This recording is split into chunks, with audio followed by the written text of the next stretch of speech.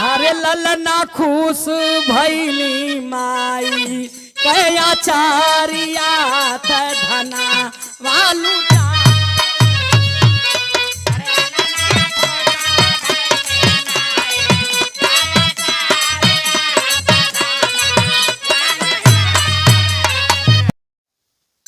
क्षमा प्रार्थी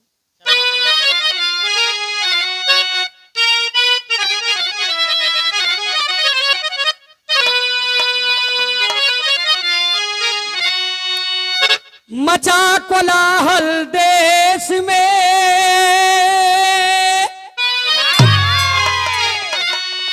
खिला हुआ अरमान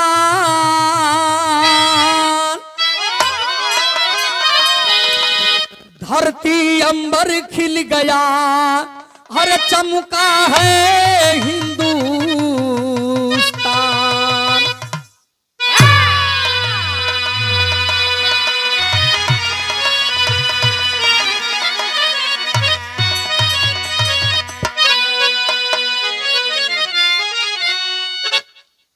अमृत रस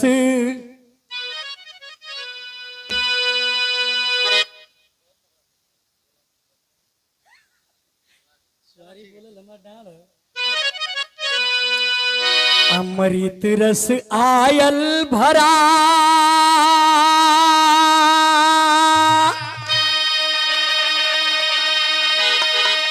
और मिला बहुत सम्मान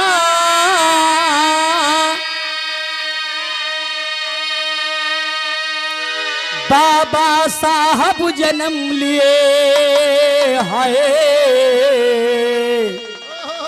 हर चमका हिंदुस्तान।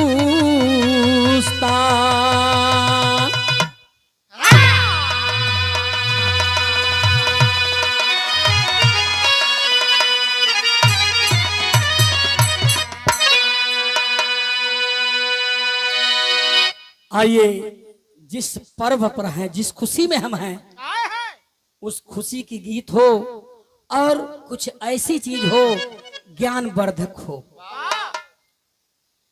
जब 14 अप्रैल 1891 में बाबा साहब का जन्म हुआ तो उस समय छुआछूत चरम सीमा पर था, लेकिन उसी समय हमारे बाबा साहब जन्म लिए हैं। सोहर का लाइन तनी सा लगल भैया रोशन भैया अब तक घरे में से केवता आई ना हम कहबो ना करब, लेकिन सबका संति तो वहीं के पूरा करे को वही लगत है। आवाज सोहर से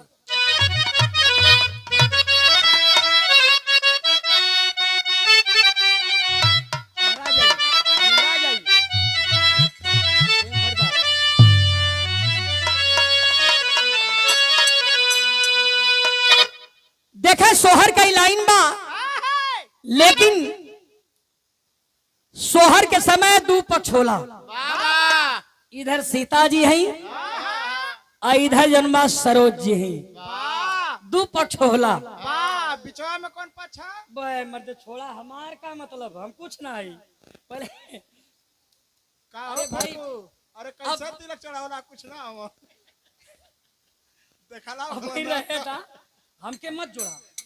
हम इन्हों को बात इन्हों को नाम लेते ही इमन कारण है।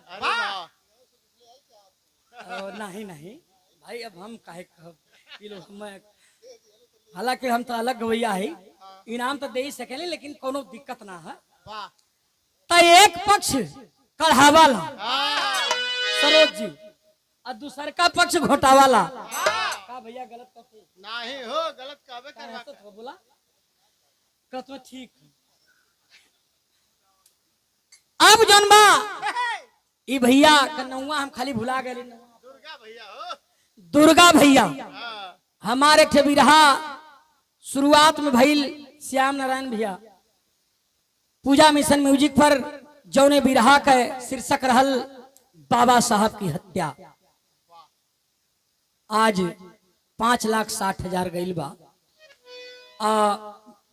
बड़ा प्यार दुलार मिलल और वही बिरहा से आज जौने चैनल पर गाइला वो चैनल 85,500 गयल बा सब्सक्राइबर। ई आप लोगन का प्यार दुलार बा, आप लोग हमके गवावेला, आप लोग सब कुछ करेला। तो स्टूडियो में जब मन्नत में रिकॉर्डिंग होती है तो मैं दुर्गा भैया का नाम तो भूल जाता हूँ, लेकिन इरफान से कहता हूँ कि भैया हाउ जो ऑस्ट्रेलिया बोले ना हाउ वो नहीं पड़ी जाते तो कहना अच्छा बोलाते नहीं बोला तनी देखा एक पक्ष कढ़ावत है एक पक्ष घोटावत है। सरोज जी कैसे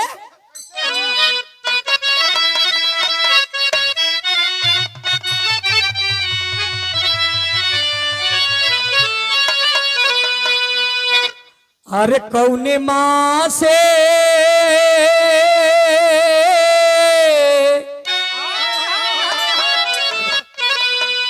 हर कौने माँ से बाबा मोर बियाह कैले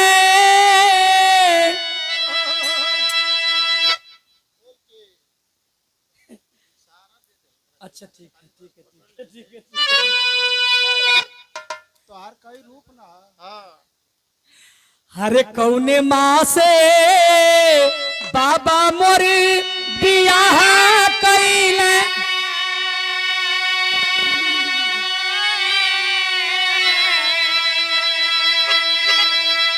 कौने में गवन दिहल हो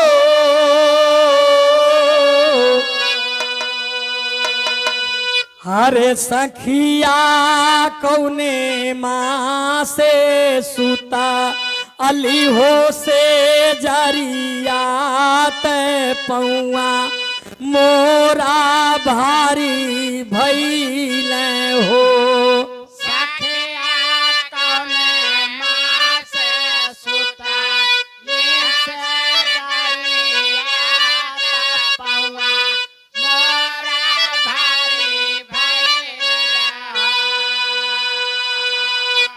देखा सीता कुहर से कढ़ाए गए सरोज का नंबर आ गया सरोज कुहर से घोटावल जाई। अच्छा सरोज घोटावत हई तब बड़ी ऊंची बात बतावत हई ई बतावत हई कि पहले राकेश भैया जब शादी विवाह होके तक कैसे होखे उस समय बतावत ही हर बात बतावत हई।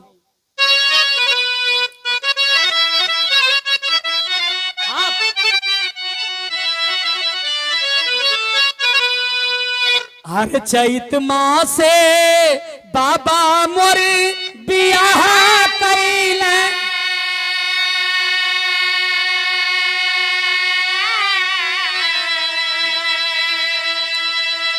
त अगहन में गवन दिहल वो अरे सखिया सावन माँ से सुता अली हो से जरियात पौआ अमोरा भारी भइल हो सखिया सावन माँ से सुता जरियात पौआ मोरा भारी भइल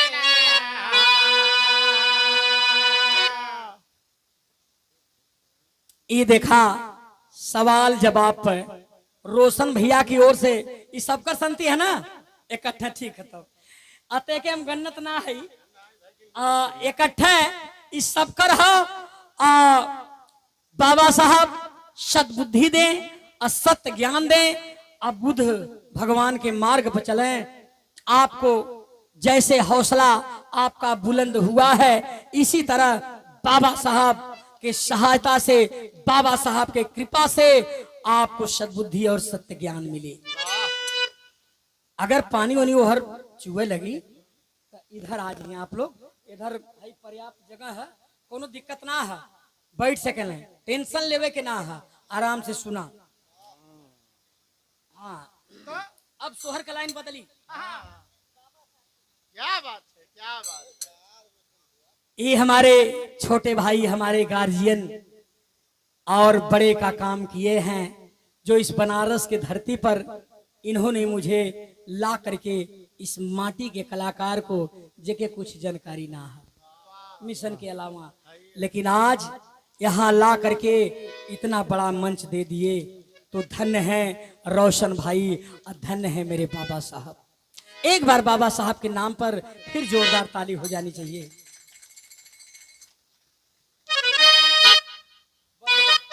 ई ना रहे, इल गवले हैं। बेचन भैया वाली अब लहराए के।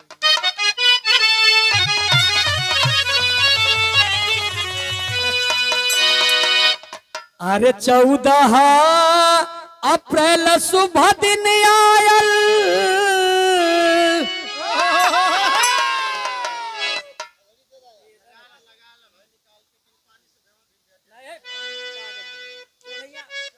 हजरिया बजावे के चक्कर में एके लगा लेंगे और तलवा घूम कर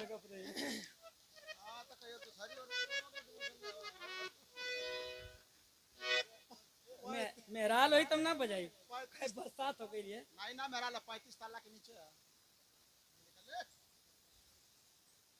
चले बजाई क्या बात काम होगा कैसे।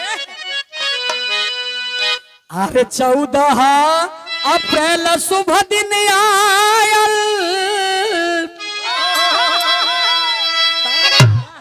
ऐसे अरे तघरवा भरायल न हो,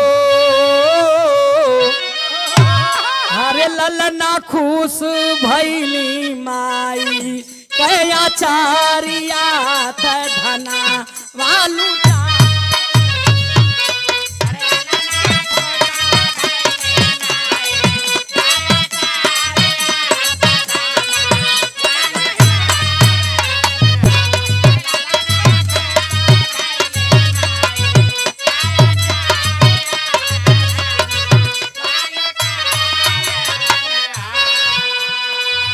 राम जीव राम रहल ज्ञानिया लुटावे सोना चनिया हो लुटावे सोना चनिया हो। अरे ललना सब कुछ होला बेटा के खनदानिया तमना वा मगन भइले हो। अरे ललना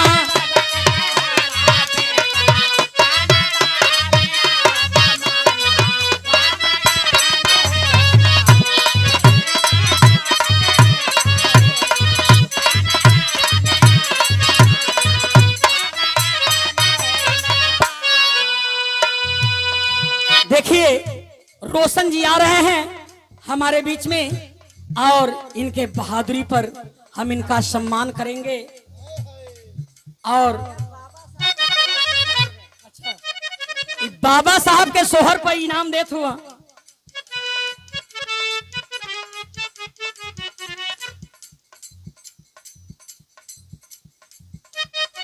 देखें अब यही कड़ी में बाबा साहब के सोहर पर सम्मान और हम चाहते हैं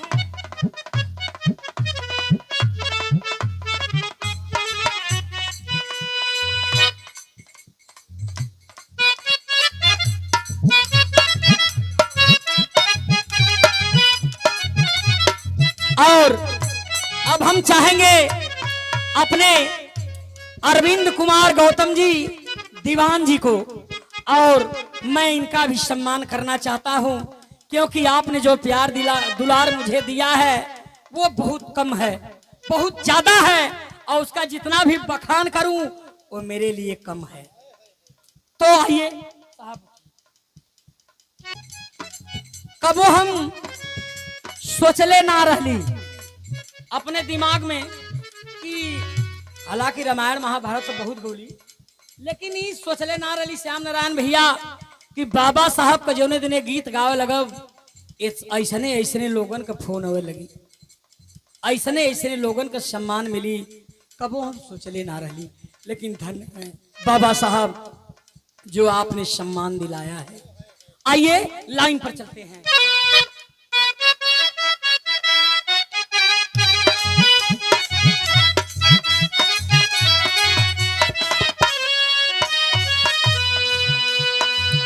माता भीमा बाई कया चारिया तय भारी गैना जारिया तय भारी गैना जारिया नु हो अरे ललना भारी गईली माई गैना जारिया तय खुशी या मनावली हो।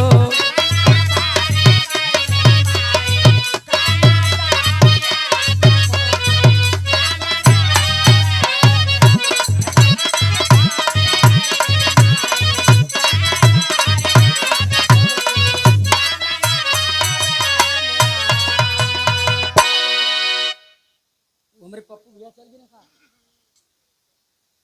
खजड़ियो ना सुन पाऊंगा ना चल अच्छा ज्यादा नहीं दो ले। अब देखा बाबा साहब जन्म तो ले लिए मेरे मित्रों, पिता राम जी राव माता भीमाबाई दुलार प्यार करत हुआ, लेकिन 7 नवंबर 1900 में बाबा साहब के पिता राम जी राव अपने बेटे को अंग्रेजी के इंग्लिश के पहली कक्षा में नाम दर्ज कराते हैं। तब कवि जी लिखत हो तर्ज लग गई।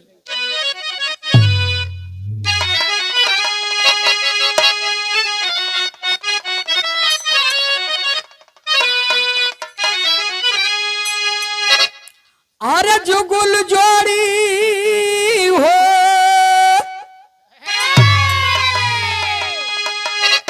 बड़ा पहले ये गीत के गावल जा, एक नाटुनी गीत बोलल जा, तब मुंह में हल कोनो दिशा से 12 धरी लगल है संतोष बाबू हल जब 3 मिली रहे तो एगो बोली बोले अरे का ये मलिकार बड़ी पियर पियर धोती लौकती है वही रे दादा तबले तब निगहिया बदल जा बढ़ती हमन के बदल के लगे निहार बाप रे बाप। हाँ लगा था कि गोड़ में से हाँ दू थोड़ी तो अलग है लेकिन हाँ बिजली अलगे बा देखे लाग बा तो ए भैया पहलवा ताश बड़ा तेज बड़े खिचड़िया खाता है राकेश भैया। हाँ तो बस ताश बंद दुर्गा भैया जब ताश बंद हो जाए तब कहे कि गवावा गवा कुछ शुरू कर दे तो यह बोली रहे। कैसे बोली बोला अरे का ये मालिकार बड़ी पियर पियर धोती लौकतिया आही रे दादा त गाँव है का गाँव है अरे जुगुल जोड़ी हो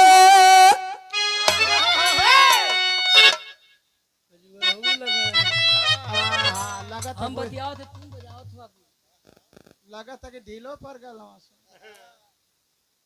ए भैया नहाऊ लहू बताओ लोग ढेर दिन कर है तो खजुआवे लगे वही में तो अपन ढिलवो मुआल ने तनी तो गाँव में कैसे गाँव है अरे जुगुल जोड़ी हो हरे जुगुल जोड़ी दुन पनिया के जाली हरे दुन पनिया के जाली हरे जुगुल जोड़ी दुन पनिया के जाली।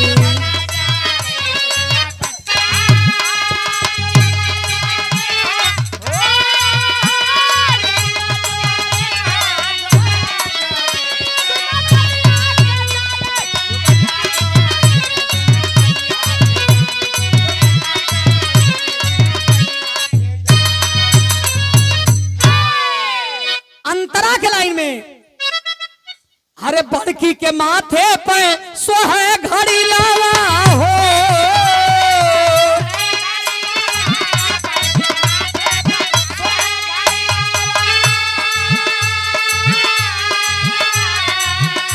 अरे छोटकी के छोटकी के छोटकी के छोटकी के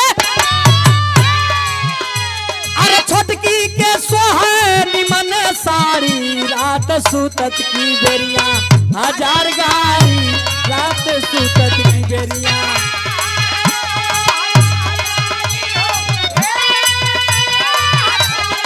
1000 गाड़ी रात सुतत की बेरिया।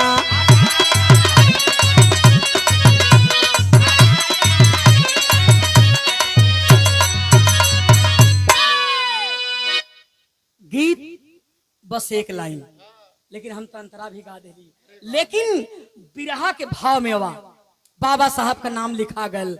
समय कौन बा? छुआछूत एकदम चरम सीमा पार कैले बा, पार कैले बा, वही में उनका नाम लिखायल हो। तो देखे होत का बा